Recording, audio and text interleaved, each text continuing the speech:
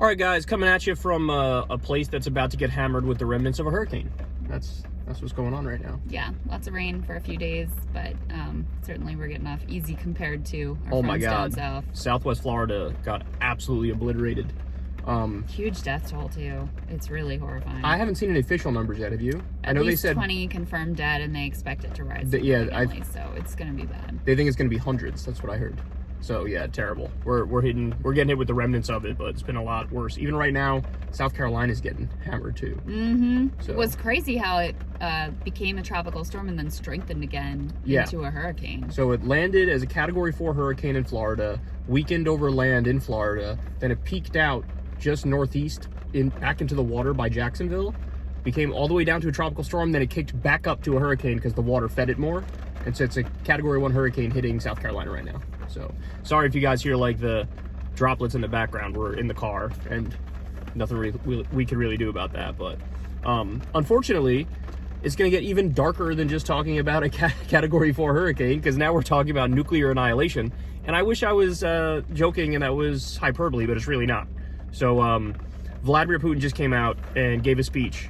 And so they had these, what are effectively fake referendums in the eastern portion of Ukraine, 4 different areas. Now, I predicted as soon as he did the initial invasion and he declared these independent republics, I was like, oh, we all know what step 2 is. Step 2 is hold some sort of referendum and then declare, actually, now they're ours. Look, 99% of people voted for that. By the way, if anybody's dumb enough to believe that 99% of people... Oh, some people are dumb enough. It's unbelievable that anybody believes that. First of all, it's an election at the barrel of a gun. So that's not even an election, right? Right, during wartime on occupied territory. It's even if they tried, which they didn't, but even if they tried to make it neutral and whatever, it's impossible to have free and fair elections under those conditions. Impossible. And by the way, if you're gonna fucking cheat, bro, go with like 61%, right? Like, make it at least a little bit believable. Just make it so that the idiots who believe you, like, sound less idiotic when they try to make the argument that it's real. I appreciate that they went full, like, clown car with the numbers. So stupid. It makes the case a lot easier for those of us who have a single skeptical brain cell in our body. It's so fucking dumb. The low one was 87% or something. Right, right. Absurd. Right. Anyway, so...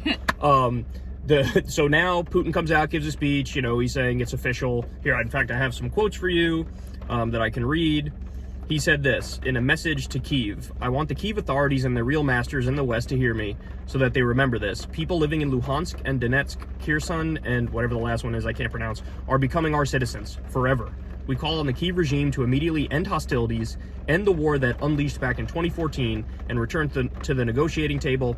We are ready for this, but we will not discuss the choice of the people in the 4 regions. That has been made. Russia will not betray them. He goes on to say, quote, we will defend our land with all the powers and means at our disposal. So for those of you who are keeping up here, the idea is, well, now these are ours, and it's official. So if you stay on those lands, Ukrainian military, Ukrainian people, we're going to do anything and everything to get you off there, including potentially nuclear weapons. So yikes. I have more for you. Quote, in 1991, without asking the will of ordinary citizens, representatives of the then party elites decided to destroy the USSR, and people suddenly found themselves cut off from their motherland. This tore apart and dismembered our nation, becoming a national catastrophe. I admit that they did not fully understand what they were doing and what consequences this would inevitably lead to in the end, but this is no longer important. There is no Soviet Union. This past cannot be brought back, and Russia today does not need it anymore. We are not striving for this. So this is Vladimir Putin saying, look, I know I'm trying to rebuild, factions of the Soviet Union, but it's okay. There is no more Soviet Union. So this is like different. So it's better and it's cool and it's okay. But in his remember when he initially invaded, he was like, trying to resurrect the Russian Empire, which preceded the Soviet Union. So in other words, he's like, I'm not a communist, but I am an imperialist, and I am going to steal certain portions back that we used to have. He uses all this pseudo anti-imperialist language to justify imperialism. His imperialism. Right, exactly. Is exactly what happens. And then he did the same thing in this speech, which he has done at other times, which is to cite, like, actual U.S. wrongs, things like in this one, frighteningly, he cites... Let me get to that. Oh, okay. Let me get to that. So, but first let me say this. He does, his equivalent of like the 14 words. The battlefield to which fate and history have called us is the battlefield for our people, for great historical Russia, for future generations, our children, grandchildren, and great-grandchildren. So that's like the whole, you know, like ethnic Russian supremacy here. That's who we're doing this for. So it's just, you know, it's identity politics effectively. It's sectarianism. It's ethno-nationalism. That's what that is. Yeah.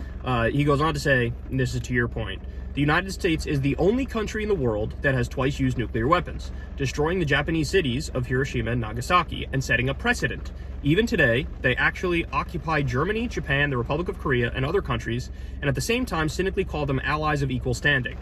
So, to decode this one for you, he's saying, look, you guys set the precedent. You, like, illegally use nuclear weapons on Hiroshima and Nagasaki, so who are you to judge, bro?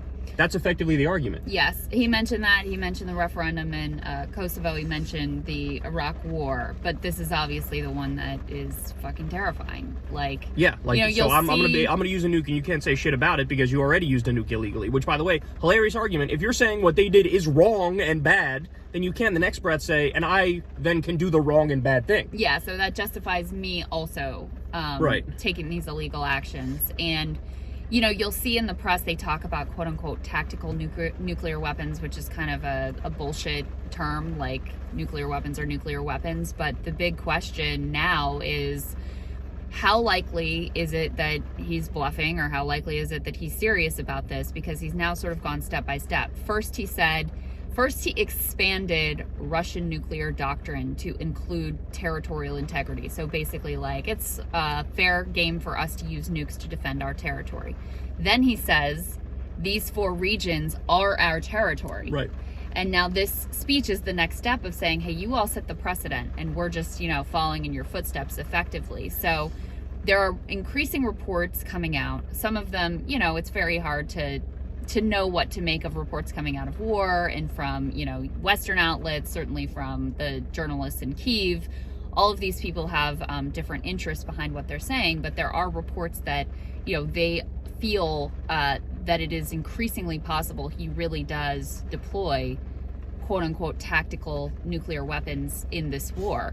At the same time, I don't know if you're going to get to this, you had Ukraine formally requesting NATO membership. Right. Well, that's just because they want at the last minute to stave off Russia from nuking them. I think that's the idea. That's what they're trying to do. Oh, yeah. Listen, I don't blame them for taking that step at all. It would be insanity to let them into NATO, because then obviously you have Article 5 responsibility. Then you really are literally in World War III versus just the kind of World War III that we're in right now. What Putin is saying here is almost a declaration of World War III. I mean, that's what it's trying. So I have more insanity for you. So listen to this. Here's another thing he said, quote, now they have moved on entirely to a radical denial of moral norms, religion, and family. He's talking about the West here. The dictatorship of the Western elites is directed against all societies, including the peoples of the Western countries themselves. This is a challenge to all. This is a complete denial of humanity, the overthrow of faith and traditional values. Indeed, the suppression of freedom itself has taken on the features of a religion. Outright Satanism. So this is him, I think this is him trying to say, like, you know, liberal ideas on social issues like trans rights and stuff like that. This is Satanism. He says something specifically about, like, sex change operations for minors. Yeah, he goes on. I think I have that here. Yeah. Do we really want here in our country, in Russia, instead of mom and dad to have parent number 1, parent number 2, number 3? Have they gotten completely insane? Do we really want it drilled into children in our schools that there are supposedly genders besides women and men, and children to be offered the chance to undergo sex change operations? We have a different future, our own future. So this is him, like, using the existence of trans youth to say, like, look, yeah, am I doing an imperial crusade? Sure, but I'm defending the righteous values. I'm defending the just values. Yeah. I'm defending morality against the immoral, against the Satanists. Literal culture war. Yeah, but, literal, you know, culture war hits different when there's nuclear threats right behind it. Actual war. Yeah, this is not good. This is not good. It's not good. So look, we'll end on this because we're getting a little long here. There's one thing I want to say, though, which is that, you know, there has been next to no dissent in the media from the stated course of the Biden administration. And I will never forget the fact that, you know, back in April, the two sides were negotiating. There was some attempts at diplomacy going on. Their representatives were meeting together. And Boris Johnson, Prime Minister then of the UK, very likely at our behest, flies to Kyiv to tell Zelensky, no, we don't want a deal. We don't want peace right now. We want this war to keep going on. And that is not what the American people want. That is not in the interest of the US. It is not in the interest of the world. And make no mistake, Ukraine is able to fight and prosecute this war to the extent that they have because of our weapons, our intelligence, our training. That is not to take anything away from their bravery, their courage, their intelligence, their tactic, all of those things. But there's no doubt about it. Like when Russia says we're in a proxy war with NATO and specifically with the US, they're not wrong about that. We have all the leverage in the world to try to de-escalate and force some kind of a resolution that, yes, is going to be unacceptable in a lot of ways to the Ukrainians. But this possibility that is now looming right in front of our face of potential nuclear war, I just feel like we're sleepwalking into it with no one stepping back and saying, what the hell are we doing and how the hell do we get out of that? And if you even try to say that, I mean, you're just not allowed to say that, even though that is the idea of diplomacy is the mainstream view of the American population. And that is completely silenced, nowhere to be seen whatsoever in the media or in the discourse. So I agree with you. Step one is to avert nuclear catastrophe. I think any reasonable person needs to have that as priority number one. Whatever sort of diplomacy or negotiation might help us get to that point should be paramount. That should be the main thing that we're focused on. The concern, though, at this point is that it looks like there is no way out. Because let's say, hypothetically, you do have a negotiation, you use diplomacy, and you get to a point where you say, all right, let's work out a specific peace deal. You know, sorry, whoever doesn't like it, we don't give a fuck. We need to avert nuclear catastrophe, so this is the path out. So we say Crimea is gone, part of Russia. Certain eastern portions of Ukraine are gone, or at the very least they remain independent, let's say, as a pro-Russian proxy state or whatever the fuck. I'm just making stuff up here for a potential peace deal.